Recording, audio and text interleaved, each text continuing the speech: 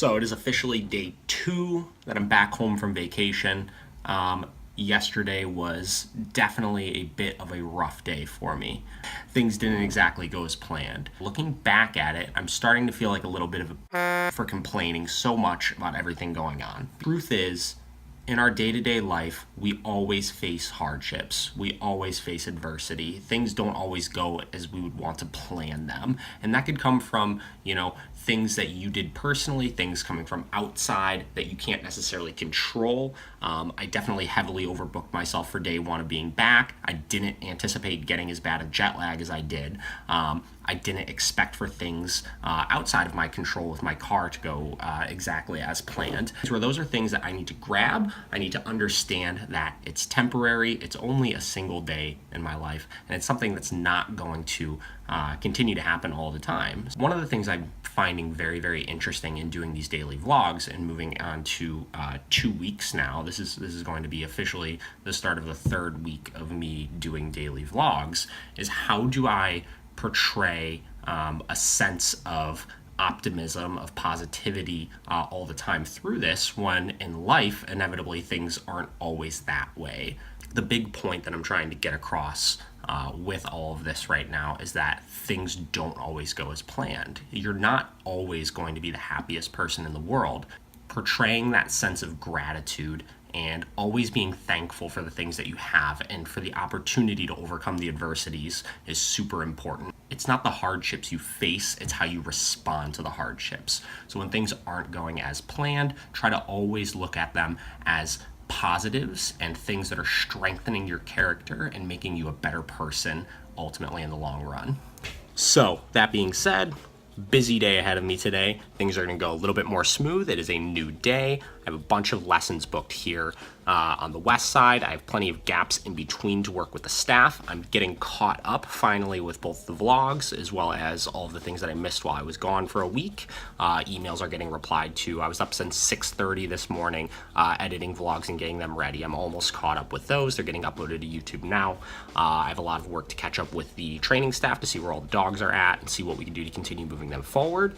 And things are starting to fall into a little bit more of a normal routine.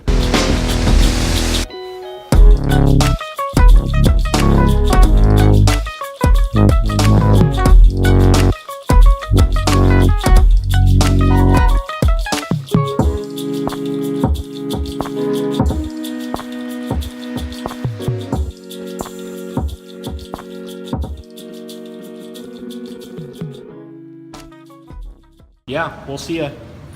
Bye, Mabel. Bye, Mabel. Dude, your shirt.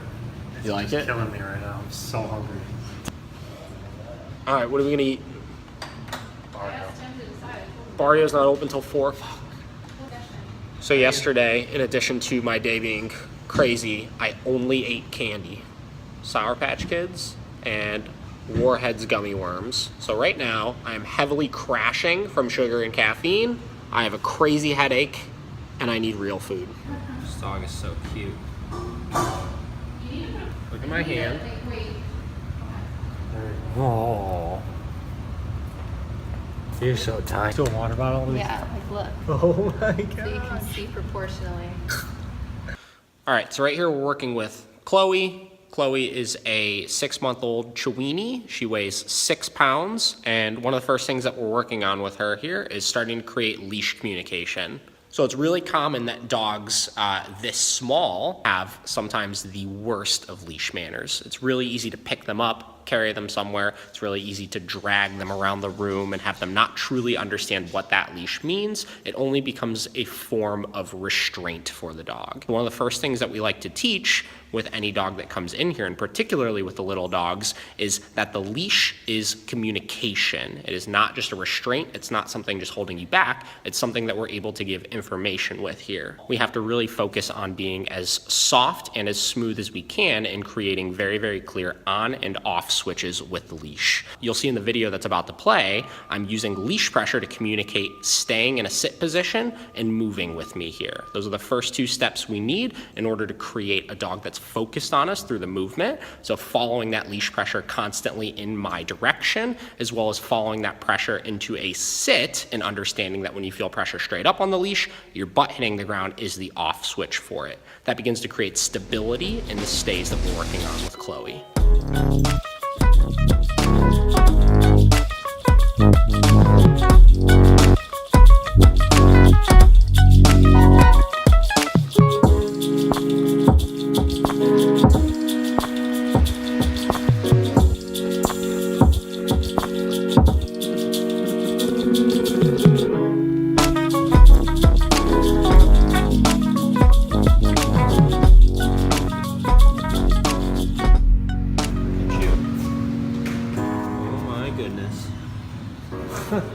All right, what's up? Not out of his line of sight. I just want it to be above his head so it's clear he's not jumping up to go get it. Okay. You know? That's what's gonna really get him committing to keeping those elbows on the ground. Okay, that makes sense. So, get him down, then lift the hand up, then yes. Lift the hand up. Yes. Perfect. So you see how he was committed, the elbows stayed on the ground, and the food was above his head. It's really, you know, they really want to jump up to go get it. Yes. Awesome. What we're starting to notice here is he's starting to perk up a little bit when he hears yes, even before you move. So that means the word's getting conditioned. He's starting to understand that that means food is about to come. Down. Uh, Yes. Perfect. So, and give him a little bit longer when you say down to respond on his own like that. That was great. All right, it's 8 o'clock. Private lessons are done for the day. About to go get some food and then catch up with the vlogs that I have to edit. I am like 3 behind, which means that I need to get those done before it gets any worse than that. So.